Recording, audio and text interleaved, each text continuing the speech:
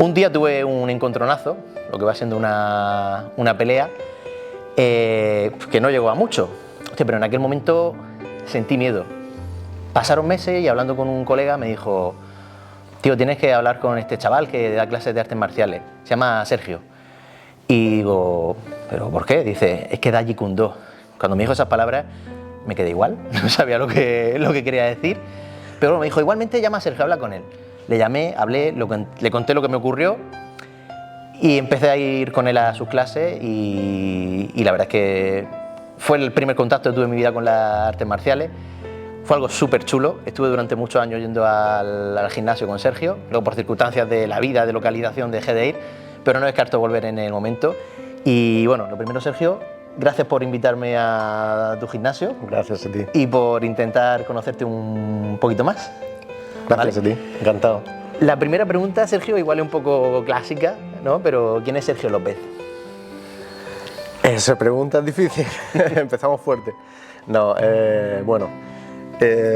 básicamente me gusta pensar que soy un amante de las artes marciales y creo que eso es lo que soy, lo que más me puede definir. Ya sabemos que, bueno, la gente tendemos a etiquetar mucho, ¿no? Hace artes marciales o es músico o hace... En verdad, cada persona somos muchas cosas, ¿no? Pero tenemos muchas cosas que nos gustan, muchas cosas que hacemos bien, otras que hacemos peor, pero bueno, básicamente si tuviera que calificarme yo diría que sí, soy un amante de artes marciales y luego depende del momento, pues a veces soy instructor de artes marciales, a veces soy alumno de artes marciales, a veces, bueno, soy padre, depende para qué persona, pues amigo para los amigos, hijo, hermano, todo eso. Al final es eso, somos muchas cosas en la misma. No me gusta mucho que me etiqueten en una o etiquetar en una, pero bueno, al final los humanos somos así, entonces. Esa sería tu etiqueta, digamos. Sí, yo creo que eso es lo que más me define, sí, las artes marciales, sí. ¿Cómo empezó tu relación con las artes marciales?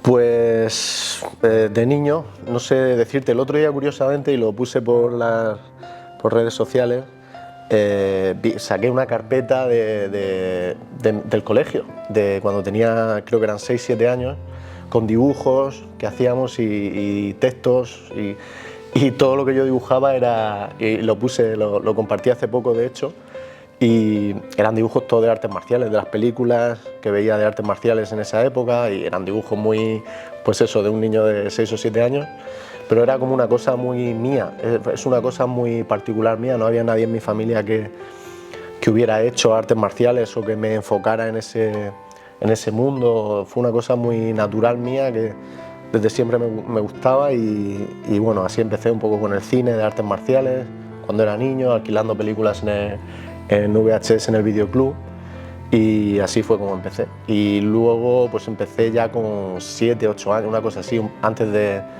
me acuerdo que era antes de la comunión, unos 6, 7 años, 7, 8 años.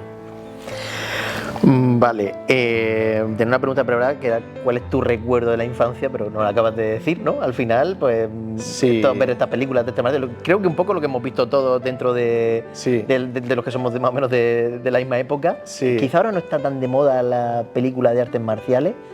Bueno, ahora es que hay tanto de todo que, bueno, no es como antes. Antes, al final, el único medio audiovisual que teníamos era la tele, el televisor, y era VHS y el formato era ese y tenías que ir al videoclub porque al final...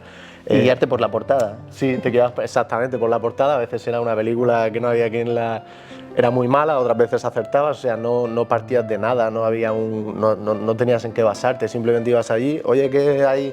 Pues si ibas con tu padre, como era mi caso, oye, ¿qué hay que le guste a mis hijos de dar puñetazos y tal? Lo mismo era Rocky, que era boxeo, que era Operación Dragón, que eran artes marciales, o Karate Kid, o las Tortugas Ninja, o sea, era cualquier cosa que en ese momento al que había en la tienda le pareciera que era de esa línea, ¿no? Que le pudiera gustar a un niño de esa edad que le gustaba ese tema. Qué guay, joder, yo al final he vivido un poco esa época, tenemos la edad parecida y era ese cine que luego cuando empezaste a entrenar artes marciales te diste cuenta que cuando movía los brazos no hacía eso no, tenías que hacerlo. Lo tenías que hacer tú. Sí, tenías que hacerlo tú. Eso lo hace un poco, ¿eh?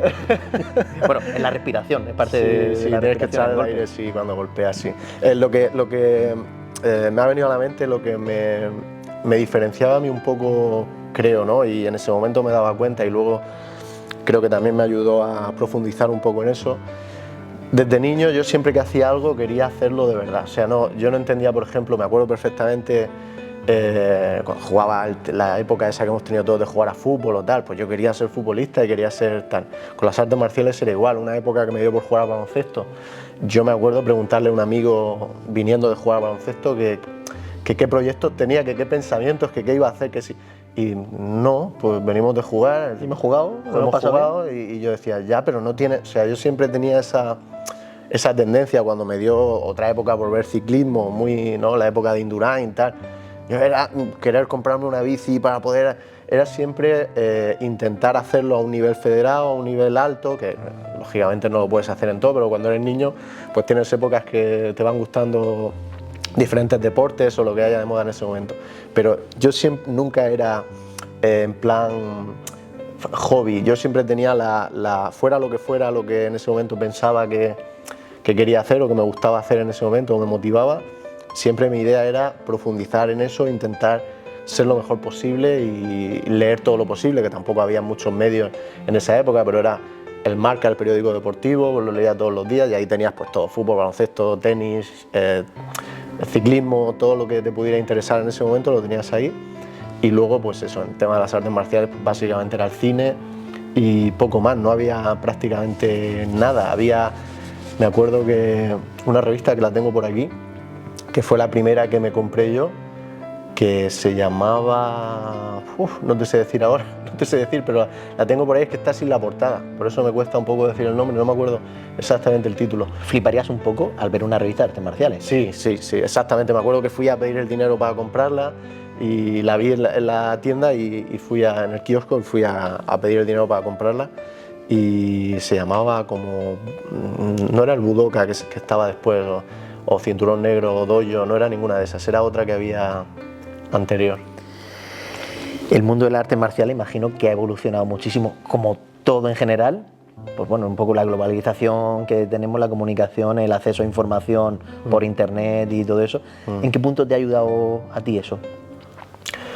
Bueno, hemos comentado antes, la pandemia trajo muchísimas cosas malas y en muchos sentidos, pero trajo alguna cosa buena y esa es una, ¿no? Que ya la teníamos, pero como los artistas marciales o los profesores de artes marciales como que queremos mantener esa parte romántica, ¿no? Un poco de no, esto no se puede aprender a distancia. El contacto físico, imagino. Claro, ¿no? Necesitas el contacto, que es así, pero también para la gente que está muy lejos, que puede tener el contacto con otras personas en su ciudad o en su país o lo que sea, pues a través de vídeos, a través de estar en contacto por todo lo que nos ofrece ahora Internet y las tecnologías, pues se puede hacer y la gente puede evolucionar. Ojalá lo hubiera tenido yo hace 25 años, ¿no? Tener que estar viajando tanto, desplazándote tanto, que al final es mucho dinero, mucho esfuerzo y sobre todo tu tiempo, que es lo más valioso que tenemos. Y bueno, todo eso te quita, es decir, te proporciona un poco atajos, no te va a llevar del punto A al punto B o te va a hacer un súper profesional o un súper luchador o un súper nada, pero todo lo que no sea constancia y trabajo. Claro, al final es constancia y hacerlo. Pero sí, nos ha ayudado mucho, la tecnología nos ha ayudado mucho y estamos haciéndolo porque tenemos gente en otros países y lógicamente en otras ciudades y vamos formándolos así. Luego, lógicamente, entrenamos en persona, lógicamente nos tenemos que ver 1 o 2 veces al año, igual que hago yo con mis profesores y un poco así. ¿Qué te han enseñado las artes marciales que no se ve en ningún cinturón o no se ve en el tatami, en el entrenamiento? Bueno, las artes marciales son un medio de vida, te ayuda para todo. Yo se lo digo mucho a los niños o a los padres de los niños cuando hacemos los exámenes, que son 2 veces al año, pero para los adultos es igual, al final es una terapia, porque al final todos nos encontramos obstáculos en la vida, problemas, tenemos épocas de mucho estrés, laboral o familiar o lo que sea, o tenemos algún problema de salud, o algún familiar tiene algún problema grave, en fin, que todos tenemos subidas, bajadas, y al final las artes marciales son siempre como un salvavidas que tienes ahí, es como un salvavidas a nivel mental y a nivel... Al final el cuerpo y la mente van juntos, ¿no? Entonces Para nosotros decimos que ayudamos a la gente a través de las artes marciales, es eso. El tiempo que estamos aquí, estamos en el mundo y estamos vivos aquí y tenemos que estar lo mejor posible, pues lógicamente saber defenderte es una cosa súper importante, pero también estar saludable, estar bien físicamente es una cosa súper importante, pero también lo que he dicho de tener un alivio del estrés de tu vida cotidiana, o aunque no tengas ningún problema, saber que tienes 2 o 3 días a la semana para ir a un sitio, estar con los compañeros, ahí tienes como una vía de escape, algo para hacer, básicamente como el que se va al bar, o se va, pero mucho más saludable y mucho más práctico, ¿no? Porque al final estás aprendiendo algo.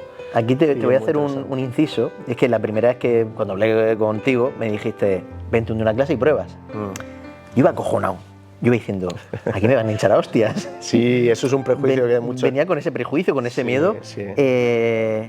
Y me acuerdo que empezaste enseñando unos pasos y a una chica que venía, que no me acuerdo cómo se llamaba, que empezaba también aquellos primeros días, y dije, hostia, yo quiero seguir viniendo. Y pasaron unos meses y aquí me llamó mucho la atención porque nos comentaste al grupo, nos dijiste, ¿os dais cuenta que soy un grupo que si estamos en una discoteca y hay una pelea, a ninguno de vosotros os van a identificar y ninguno de vosotros primero que haréis será salir corriendo de ahí? Sí. O sea, no busca eso, o sea, era un compañerismo, era un entrenamiento, no sé, no lo quiero comparar con ningún otro deporte, como decimos, si va a pádel lo va a montar en bici, no tiene nada que ver, pero o sea, era la convivencia, el entrenamiento, el mantenimiento físico, era un ambiente súper sano. Sí. Pues eso es lo que tratamos, ¿no? Tener un sitio, pues eso, para que la gente pueda crecer y luego tenemos otras cosas, como por ejemplo para la gente más joven que quiere competir, tal, pues tenemos eso también y el año que viene vamos a intentar competir en Jiu-Jitsu, por ejemplo, que es un arte marcial muy deportivo, muy competitivo, que cada vez hay más competiciones cerca de aquí y tenemos eso también, es decir, para tener objetivos también es importante porque la gente al final... Bueno, como cualquier otro deporte realmente. Sí.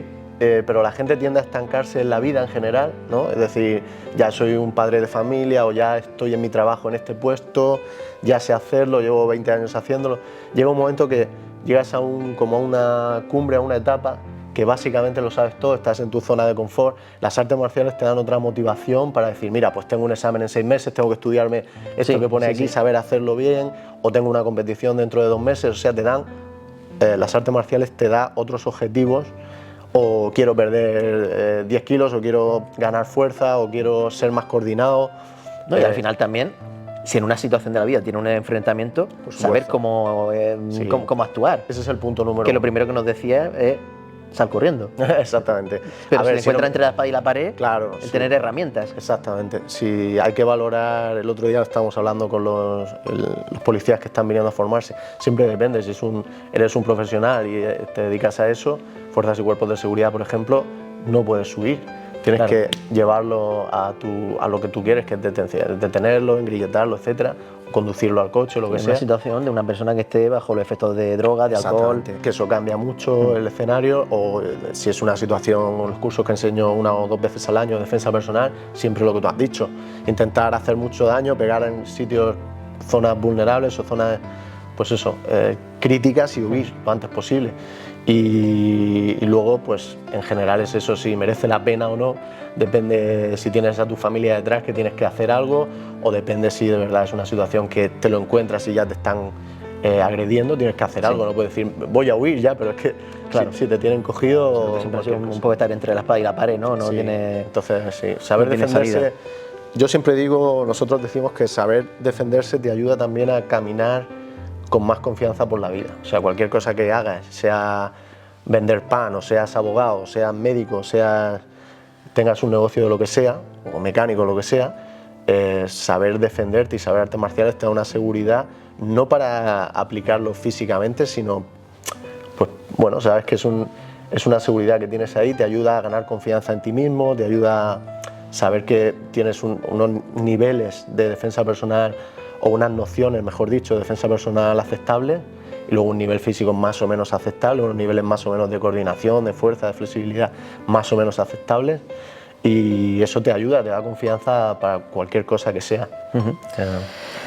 ¿De qué has tenido que desprenderte en tu vida para ser el Sergio que eres a día de hoy? Muchas cosas, muchas cosas. Igual que he dicho, ¿no? Al final tenemos nuestra personalidad. Yo creo que cada uno nace con su personalidad por genética, digamos, un poco. Y luego está la parte de formación con tus padres o con tu familia y en tu colegio, con tus amigos.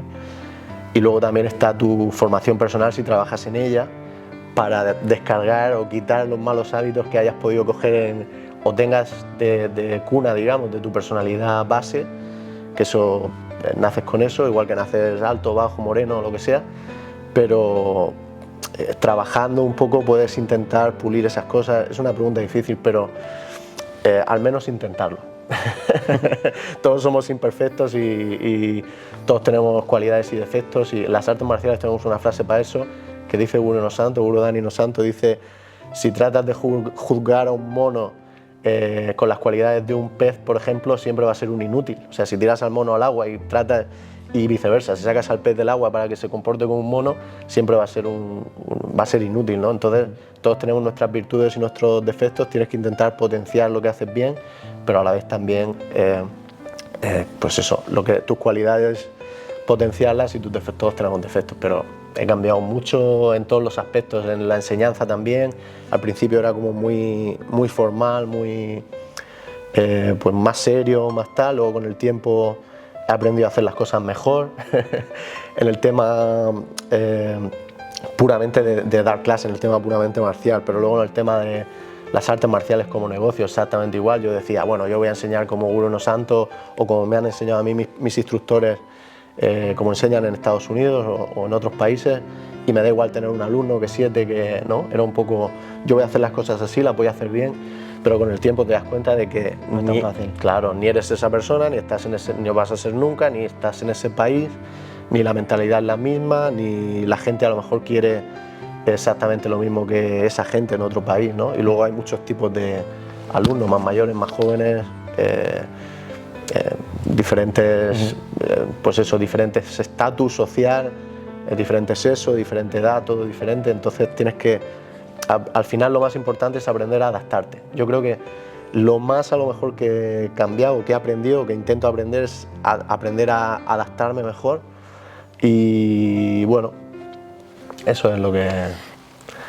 Pues lo que acabas de decir me viene genial con la pregunta que había preparado, que cuando estás con los alumnos dando clase, ¿qué parte de ti se activa? ¿La disciplina, la calma, la paciencia? Con los niños todas. La disciplina, la calma y esas tres seguro. Depende un poco de la clase también. Yo lo que intento es, lo que intentamos, como hacemos varias artes marciales, lo que intentamos es darle a cada clase su espíritu, ¿no? Darle el espíritu de fondo. Entonces por eso es importante que llevemos, si estamos haciendo Muay Thai, el pantalón del Thai. Si estamos haciendo Jiu-Jitsu tenemos que llevar el kimono, tal, o si es sin kimono pues tenemos que llevar la camiseta de licra, el pantalón específico. Es decir, tenemos que darle en la vestimenta, el saludo al entrar, al salir, el espíritu a cada clase. Y luego, dependiendo del espíritu a cada clase, por ejemplo en el Thai, pues yo cuando me examiné con Ayar Chai Sirisute, que es el introductor del Muay Thai en Estados Unidos, cuando aprobé el examen lo primero que me dijo fue: enseña disciplina. Enseña disciplina. Entonces en el Thai, por ejemplo, la disciplina es muy importante. Jiu-Jitsu brasileño, son brasileños, entonces chocar las manos, saludos, sí, mantienen el saludo japonés, pero chocan las manos, es como un ambiente mucho más distendido, pero igualmente más pues, latino quizás. Sí, pero siguen manteniendo algunas cosas como pedir permiso para entrar y salir del tatami, por supuesto respeto al compañero, pero es como un ambiente mucho más distendido. Depende un poco la clase. Con los niños todo. Los niños intento ser muy disciplinado, intento ser tal, luego de vez en cuando les gasto alguna broma para que se rían, o les pregunto por algo de su... Sí, buscar ese equilibrio, ¿no? Que son niños al final. Sí, exacto, es tirar y soltar ahí. Que vengan y se diviertan. Que se diviertan, si entrenan bien hacemos un juego, lo pasamos bien, pero durante la clase dura 1 hora, pues, los otros 50 minutos tienen que estar bien en las filas, en orden, en silencio, tal. Bueno, un poco realmente lo que de cómo debe ser cualquier clase a la que vaya un niño, o como Sí. hemos sido nosotros, que la disciplina Sí. es importante en la vida. Yo creo que, iba a decir la mayoría de padres, creo que sí, la mayoría de padres, aparte del tema de que aprendan a defenderse, que es muy importante, yo creo que los traen mucho por eso, por la disciplina, ¿no? Y es lo que más el feedback que me llega en los exámenes, cuando vienen los padres a ver la clase, que el examen al final es como una clase, es eso, ¿no? Que, joder, que mi niño no para en la casa y aquí no se mueve o tal, ¿no? Es un... Has estado hablando ahora mismo, justo has hablado de distintas artes marciales, y al principio de esta charla yo he comentado lo que me dijeron de que daba Jeet Kune Do. Sí. Aquellas palabras me sonaron, nunca mejor dicho, a chino. Un poco. Pero, ¿qué es el Jeet Kune Do? Jeet Kune Do es el arte marcial de Bruce Lee. Todo el mundo conoce a Bruce Lee por las películas y es un arte marcial que ha sido muchas veces mal interpretado a través de su figura, ¿no? Al final, cuando él murió, pues eso, murió muy joven, se quedó ahí la leyenda, ¿no? Del artista marcial, pero del actor, del luchador, un poco una leyenda, pues como todos los que han muerto jóvenes, todos los músicos que han muerto jóvenes, todos los actores que murieron jóvenes. Se quedó ahí un poco como una leyenda y al final, ¿qué es lo que hace? Pues hace esto, pues todo el mundo tenía curiosidad por hacer eso y verdaderamente cuando él murió era un arte marcial muy pequeño, era un arte marcial de patio trasero, llaman ellos. O sea, Guru no Santo enseñaba en el patio trasero de su casa a 10, 12 personas solamente y era como muy secreto. Y a partir de ahí empezó a extenderse, Guru no Santo empezó a enseñar seminarios a nivel, primero a nivel nacional en Estados Unidos, luego a nivel internacional. Pero básicamente Jeet Kune Do es un arte marcial completo en todas las distancias y que te da un poco la libertad de poder crecer y explorar en lo que hemos dicho antes, en tus cualidades un poco o lo que se te da mejor, que eso va cambiando con el tiempo también. Cada 10 años, Guru Santo siempre dice, cada 10 años el cuerpo va cambiando y también, dice el cuerpo, pero es el cuerpo y también la mentalidad. A veces vas o te acercas a las artes marciales por algo y luego a los 10 años o a los 5 años tu motivación es otra, tu mentalidad es otra o tus gustos son otros. Entonces Jeet Kune Do básicamente es un arte marcial de liberación, digamos, del individuo. Lo que quería Silvio Bruce Lee era liberar a los artistas marciales de fórmulas, de las formas al aire, de los formalismos, de la rigidez, digamos, y hacerlo un poco más vivo y más aplicable a la defensa personal en la calle. Se nutría de distintos artes marciales, Sí. o incluso del boxeo, de... Sí, sí. Jeet Kune Do tiene mucho de boxeo, él tenía una librería de más de 3.000 libros y creo que 60% eran boxeo, libros de boxeo puro y duro. O sea que sí que era un fan del boxeo, sí. Y el Jeet Kune Do tenía como distintas aplicaciones. La defensa personal, que has comentado ahora. Sí. En defensa personal, me recuerdo en las clases, decías de dar un cabezazo, dar un mordisco, cosas que en cualquier otro arte marcial era como, esto no se puede hacer. Sí. ¿Y cuáles eran los otros usos de este arte marcial? Bueno, básicamente decimos 2, pero pueden ser 3, pueden ser 4. Básicamente es el apartado práctico, o sea, Jeet Kune Do práctico para la calle, que es la defensa personal. Y luego hay otro Jeet Kune Do que es lo que la gente ha malinterpretado mucho, ha confundido mucho a través de las películas de Bruce Lee o de otras cosas, que es el Jeet Kune Do que llamamos teatral o cinematográfico, que es pues eso, con muchas patadas altas, con saltos, con giros. Son cosas que tenemos, pero en verdad las practicamos un 5% del tiempo, quiero decir, se practican simplemente por eso, abrir un poco las caderas o practicar un poco el cardio. ¿Qué piensas cuando estás viendo alguna película actual o bueno, o clásica o más antigua y ves que se aplican artes marciales? Ahí hay una coreografía y claro, tú podrás distinguir si es mejor o es peor. Yo a veces, no sé, vas andando por casa y te da un golpe en el pie con la pata de la cama y te quedas hecho polvo, no puedes moverte y ahí ves cómo se caen de edificios, tal, no sé qué, sigue saltando, sigue corriendo y dices, hostia. Sí. Pero dentro de esas coreografías, imagino que verás cosas que dirás, qué bien hecho está, y otras que dirás, wow, qué desastre. Sí, sí. Bueno, no soy mucho de ver la tele en general, pero cine tampoco, no soy mucho de... Pero al final, es lo que tú has dicho, las artes, o sea, el cine de artes marciales, al final la gente lo etiqueta, lo que hemos dicho antes, o sea, ese hace Kung Fu, ese hace, cuando salieron las de On Back, por ejemplo, que era Tony Jaa, ese hace Muay Thai, era Muay Thai en un porcentaje muy alto, él era practicante de Muay Thai, pero era coreografía pura y dura y luego muchos elementos de otros sistemas, de Kung Fu y de otros sistemas, y luego mucho de gimnasia aplicada a las artes marciales, o sea, malabarismos, o sea, ese tipo de pasar por debajo de un coche con las piernas abiertas o saltar de un edificio. ¿Tú eso no lo haces en el día a día? Los martes y los jueves. Los martes y jueves. Al final, si son coreografías, cada artista marcial tiene su bagaje en algún arte marcial o varios artes marciales, pero al final lo que hacen es adaptarlo para el cine. Para el espectáculo, sí, realmente. Para el cine. Has hablado de Siyu Bruce Lee y de Gurodan Inosanto. Sí. Tú practicas Jeet Kune Do, imagino que te llamó la atención, que conociste a Inosanto, y háblame un poco de esta figura para que mucha gente desconocerá quién es Bruce Lee más conocido. Sí. Y a su vez cuéntame qué aplicas tú en la academia. O sea, yo vengo aquí al MGMA en Cieza y me quiero apuntar. ¿De qué voy a dar clase?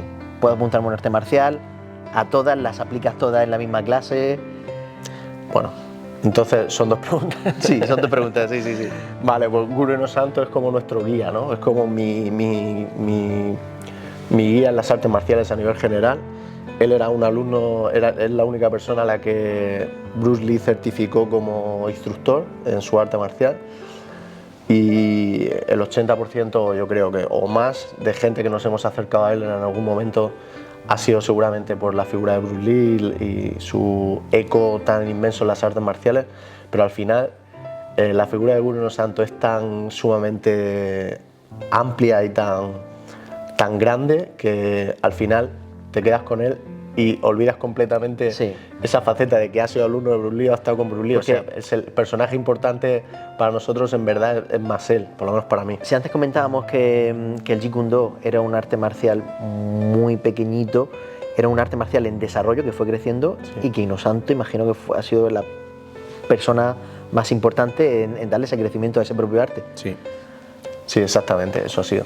Date cuenta que es un arte marcial con 60, 70 años de vida. Muy joven. Súper joven. O sea, tenemos artes marciales centenarios y milenarios. Entonces, un arte marcial que tiene menos de 100 años es un arte marcial súper joven, y Guru Inosanto ha sido el encargado de llevar la llama, ¿no? La antorcha de ese arte marcial, y eso es así. Luego hay gente que piensa de otra manera, cada uno puede pensar como quiera, pero el hecho es que fue así.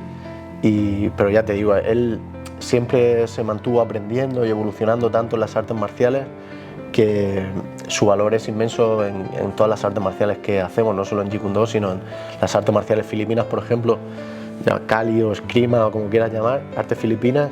Si no fuera por él, seguramente serían conocidas en Filipinas y en algún estado con mucha inmigración de filipinos en Estados Unidos, como era su zona, pero en verdad serían artes marciales prácticamente, seguramente desconocidas, no lo podemos saber, pero él fue el encargado de darlas a conocer a nivel mundial.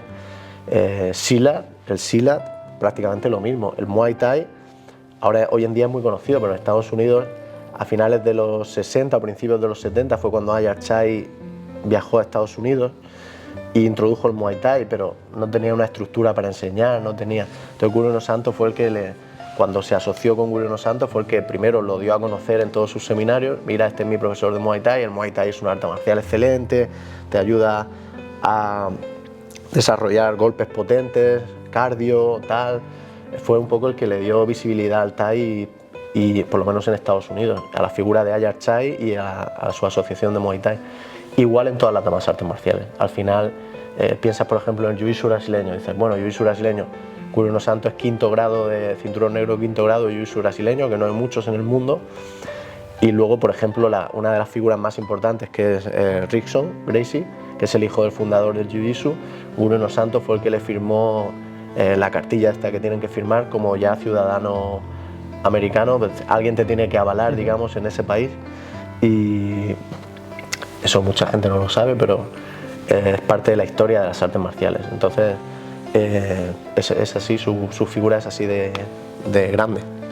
La figura de Inosanto la traslada un poco tú al MGMA, en tanto en cuanto el desarrollo de las distintas artes marciales del grupo. Sí. Si tuvieras que elegir un arte marcial para formarte y formar a los alumnos, ¿cuál elegirías? ¿Se puede elegir uno? ¿En tu caso?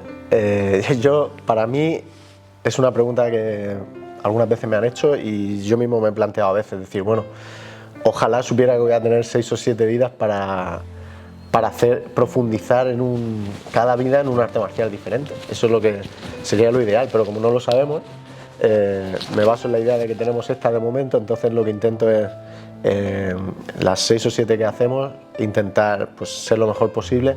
Es un poco siguiendo la línea de Guru no Santo, son siempre artes marciales que tienen algo que ver, o tienen bastante que ver en algunos casos mucho, en otros casos un poco menos, pero siempre siguen un poco la misma línea de ser artes pues eso, aplicables, no tradicionales, funcionales, etc. Y esa es la idea. Ojalá pudiera y me gustaría, y entiendo perfectamente, no digo que lo nuestro sea lo mejor o la mejor idea, entiendo perfectamente al que es especialista solo hace Jeet Kune Do y solo quiere hacer Jeet Kune Do, solo hace Jiu Jitsu y quiere hacer Jiu Jitsu, solo hace Muay Thai y quiere hacer Muay Thai, solo hace Kali filipino, pero en mi caso, pues eso, en nuestra forma de, o por lo menos la mía personal. ¿Cuáles son las que enseña aquí en la academia? Entiendo que todas. ¿Enseño todas? Hay algunas que no enseño, no enseño todas porque por cuestión de horarios y de tiempo y no se puede diversificar tanto porque al final la gente, lo bueno que tiene aquí es una oferta grande de artes marciales y además al principio el pago era por arte marcial, pero ahora no, ahora es abierto, es por horas a la semana, o sea tú puedes pagar anualmente, semestralmente o mensualmente si quieres, pero pagas por horas a la semana. No pagas por semanas, pagas por horas a la semana. Entonces puedes venir una semana solo a Jiu Jitsu, por ejemplo, o puedes venir solo a Muay Thai o Jiu Jitsu y Muay Thai, la siguiente puedes venir Jiu Jitsu y Jeet Kune Do, la siguiente puedes venir Kali y Muay Thai. Es decir, tienes libertad dependiendo de tus horarios, porque ahora la mayoría de gente tiene pues eso, horario, jornada completa, ¿no? O trabajan de mañana o trabajan de tarde o de noche. No como antes, que la gran mayoría tenían turno partido. Entonces ahora nos hemos dado cuenta con el paso de los años que es la mejor fórmula esa, ¿no? Que la gente pague su cuota y con esa cuota pueda venir, dependiendo de sus horarios, a las clases que quiera, que más le guste, o a las clases que pueda venir esa semana en concreto. Un artista marcial en algún momento de su vida dice, ya lo he aprendido todo, ya he terminado de formarme. No, en las artes marciales estamos siempre aprendiendo, es como la vida. O sea, yo siempre digo que al final es una frase muy de cuñado, ¿no?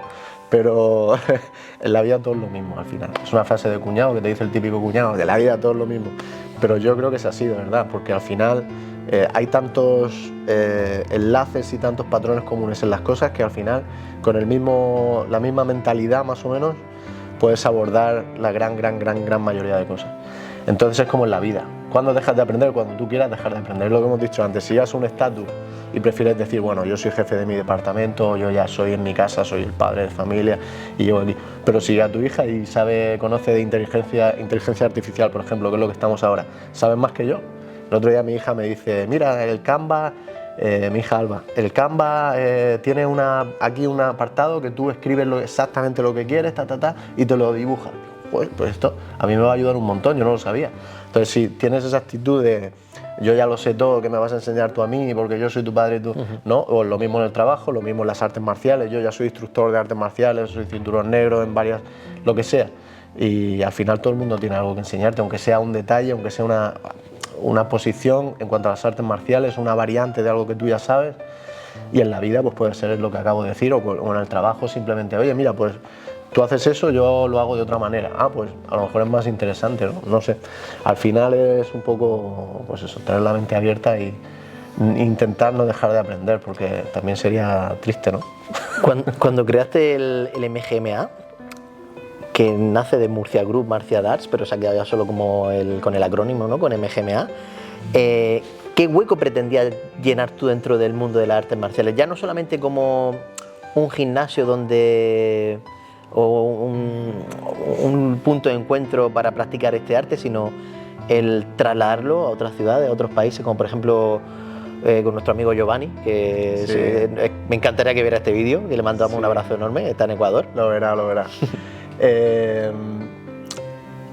Cuando yo empecé a enseñar, el mes que viene, diciembre, cumplimos 18 años. Cuando empecé a enseñar, 2007, no había Jeet Kune Do en toda Murcia. No había Jeet Kune Do no había Kali, hasta donde yo sé, artes filipinas, lógicamente no había silat. Esas eran las 3 primeras artes marciales que yo empecé a enseñar en Murcia, en la capital: Jeet Kune Do, Kali, silat. O sea, en principio mi idea era llenar ese hueco de... Yo había aprendido ese arte marcial básicamente yendo a Alicante 4 o 5 años y yendo a Estados Unidos y a Valencia, a Madrid, etcétera, formándome en seminarios también, y era enseñar una cosa que no había en toda la región de Murcia. Dije, ¿dónde mejor que en la capital? Pues voy a empezar a enseñar ahí un par de días por semana, tal. Esa fue la idea primaria. Luego, con el tiempo, salió el tema de... Empezaron a llamarme para dar seminarios en otras ciudades, y con el tiempo pues salió la idea de formar filiales del grupo, o delegaciones, o como quieras llamar. Nosotros lo llamamos filiales. Y pues eso, y con el tiempo también surgió la idea de, en vez de estar enseñando en gimnasios por ahí, pues pensé en venir aquí a Cieza por comodidad, porque tenía ya mis 2 hijas y eran pequeñas todavía, quitar el gasto de gasolina, y empecé a enseñar aquí en Cieza. Y luego el siguiente paso era tener un centro de entrenamiento, una academia de artes marciales, donde poder disponer de un montón de horarios, poder enseñar todas esas artes marciales. Con el tiempo, bueno, con el tiempo no, en un par de años después incluimos el Muay Thai, que yo ya lo entrenaba, pero todavía no era instructor. Yo siempre esperaba ser instructor incluso más tiempo después, 1 año o 2 después de ser instructor, para empezar a madurar un poco ese conocimiento y empezar a enseñarlo. Y el Jiu-Jitsu brasileño un poco igual, empecé a enseñarlo siendo solamente cinturón azul, porque mi idea cuando puse la primera academia de artes marciales aquí en Cieza era que viniera mi profesor a enseñarlo. Él empezó a venir a enseñar Jiu-Jitsu y al poco tiempo me dijo, quédate tú dando las clases y tal, ya eres cinturón azul con varios grados y la gente está empezando, entonces puedes enseñarlos perfectamente. Y así fue como fue un poco evolucionando, pues como todo, ¿no? El tema de las filiales y el tema de la escuela, y hemos ido adaptándonos a eso. Lo que más demanda la gente ahora es el Jiu-Jitsu y el Muay Thai, por las MMA, el UFC y todo esto, y es lo que más enseñamos. Eso lo enseñamos todos los días. Y Jeet Kune Do, Kali, silat seguimos dejándolo ahí 2 días, igual que hacíamos antiguamente. Es para otro tipo de público, quizá, otro tipo de edad y otro tipo de mentalidad, y pues eso es lo que enseñamos. ¿Qué golpe, literal o figurado, te ha hecho replantearte cosas en tu vida? Bueno, eso es una buena pregunta, pero es muy profunda. Literal, bueno, teniendo esta mentalidad que he dicho, desde el principio tuve la gran suerte de encontrarme con Bruno Santo con 18 años. Si me lo hubiera encontrado mucho después, me hubiera llevado muchos más golpes, seguro. Él me ha ayudado a no llevarme tantos golpes, y con esa mentalidad abierta, intentando ser humilde, por lo menos en el mundo de las artes marciales, y te ahorras muchos golpes, ¿no? O si te los llevas, los esperas. No es como si piensas, no, yo soy el gran maestro, cinturón negro, tal, no sé qué, o yo conozco, o yo soy el líder de... No, al final pues sabes que estás aprendiendo, hay gente mejor, siempre va a haber gente más fuerte, va a haber gente más joven que tú, ahora ya que nos estamos haciendo más mayores, al final pues es eso, ¿no? Siempre hay gente que sabe más, gente que más fuerte, gente más joven, gente con más cualidades, o gente que tiene más dinero y se puede formar mejor, incluso aunque lleven 5 años, a lo mejor tú llevas 25 o 30, pero ellos en 5 pues casi que te han igualado, pues porque tienen muchísimo más dinero, muchísima más libertad, a lo mejor no tienen hijos o no tienen esa otra obligación en la vida. Obligaciones. Sí. Entonces al final es un poco eso, si te quieres coger a yo soy el que más sabe, yo soy el que al final no solo es triste y va a ser, pues eso, vas a vivir un poco metido en ti mismo y sin mucho sentido al final, porque al final vivir se trata de estar con otras personas, entonces si estás muy metido en ti mismo, al final es malo para ti, más que para nadie, y luego te vas a llevar esos golpes que me dices, físicos, ¿no? De decir, no, voy a entrenar esto, voy a exponerme. La mayoría de gente que piensa así no se expone, se mantiene nunca se expone a que le pueda pasar algo. Pero si te expones, te puedes llevar un golpe fácilmente, porque las cosas que no conoces, Bruno Santo siempre dice, todo lo que no conozcas te dejará en fuera de juego. Entonces lo que no conoces te va a sorprender, seguro. Y en la vida, muchas cosas. La vida al final, la vida da muchas vueltas, y otra es lo mismo. Cuando eres joven crees que sabes mucho. Todo depende siempre con quién te compares. Lo mejor es no compararte con nadie, sí, pero es difícil, ¿no? Y a veces también es bueno compararse, ¿no? Porque la comparativa pues lo que hemos dicho antes, ¿no? Cuando estás en un momento duro y te comparas con otra gente que está mucho peor, porque siempre hay gente que está mucho peor. Dices, bueno, estoy en un momento duro, pero hay gente que está mucho peor y si se puede salir de esto, ¿verdad? O no es tan importante como yo en este momento lo siento. Porque los sentimientos al final se originan también por la mente. Tú estás pensando una cosa o tienes una idea forjada ya anterior y eso hace que sientas de esa manera, ¿no? O que lo interpretes y te haga sentir a ti de esa manera. Me siento triste, claro, porque estás pensando de esa forma. Me siento tal, pues claro, porque estás pensando o tienes ese patrón, ¿no? Entonces, me estoy extendiendo mucho, pero es que es una pregunta muy profunda, sí. Muy profunda, sí. ¿Qué papel juega el miedo? ¿Se entrena, se acepta, se va transformando con el entrenamiento, con el tiempo? El miedo es normal, el miedo es normal. El miedo es lo que hemos dicho, es un sentimiento causado por el pensamiento, ¿no? Que al final todos tenemos miedo de lo que no conocemos o de lo que no sabemos qué va a pasar, ¿no? En un momento que, por ejemplo, en una competición vas a salir y es normal sentir ese, podemos llamarlo miedo, pero en verdad es una sensación de inseguridad, de no saber lo que va a pasar, de incertidumbre, ¿no? Pero el miedo está, ¿no? Si tienes una agresión o en la calle o ese adrenalina, se puede calificar como miedo, sí. O no sé, tienes una situación a la que te tienes que enfrentar en la vida que es nueva para ti y es difícil, sabes que va a ser algo difícil.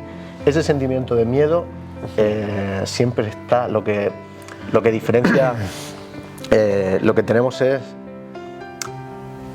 la valentía y la cobardía, ¿no?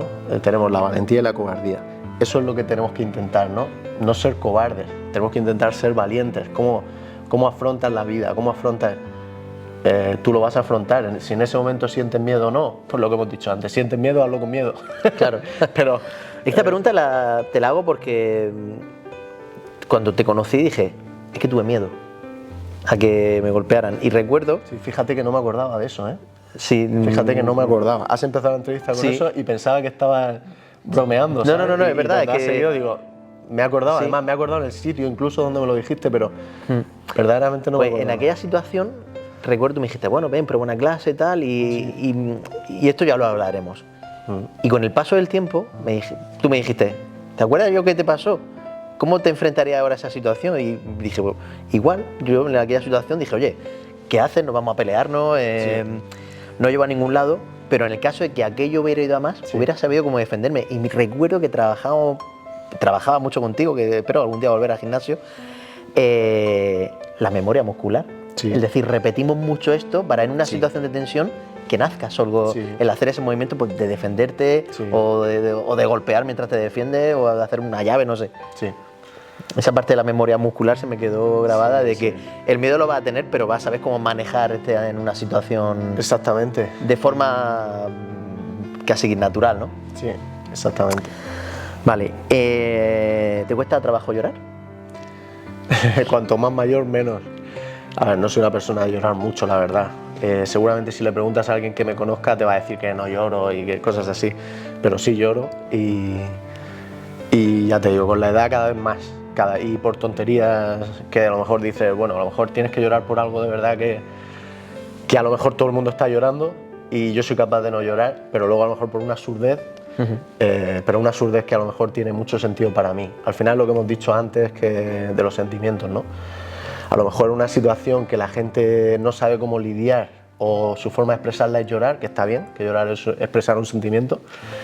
Pues yo a lo mejor soy capaz de, o sea, no necesito expresarlo de esa manera, ¿no? A lo mejor lo siento más que la otra persona, pero luego sin embargo veo algo o pienso algo en algún momento o escucho algo o lo que sea, puede ser visual o auditivo o pensamiento, que me haga llorar, sí, con la edad más. Vale.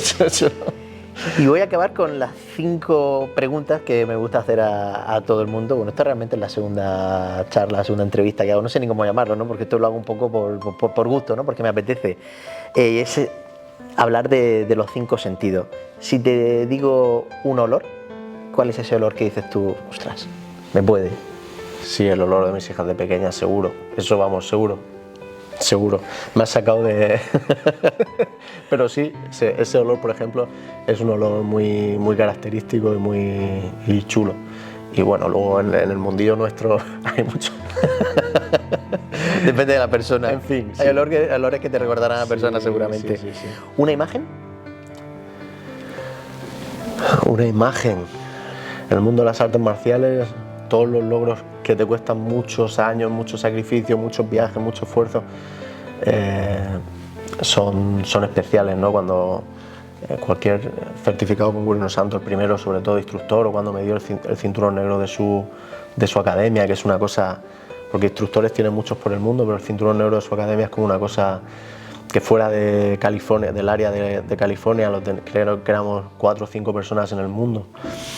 Es como es un súper halago, ¿no? Que te lo dé Gurino Santo. Pues esas imágenes siempre las tienes dentro del mundo de las artes marciales. O el cinturón negro de Jiu-Jitsu, que a mí me costó 13 años de entrenamiento, y el Jiu-Jitsu es un entrenamiento muy duro, muy exigente. No sé, cualquiera de esas imágenes, seguro, en las artes marciales. He pensado por ahí. Sí. ¿Un sonido? Un sonido. Un sonido puede ser, yéndonos a las artes marciales, el sonido de los palos el sonido y también el olor. Mira, ahí es un 2 por 1, te estoy haciendo un 2 por 1. ¿De la madera? El olor de los palos cuando chocan, sí, el sonido es muy característico, sí. Sí, es cierto. ¿Un sabor? Aquí no creo que lo trasladen a las artes marciales. Aquí es difícil. Un sabor. A mí me gusta mucho comer. No sé, no sabría decirte. Bueno, nosotros de pequeños en mi casa tomamos un batido de leche condensada.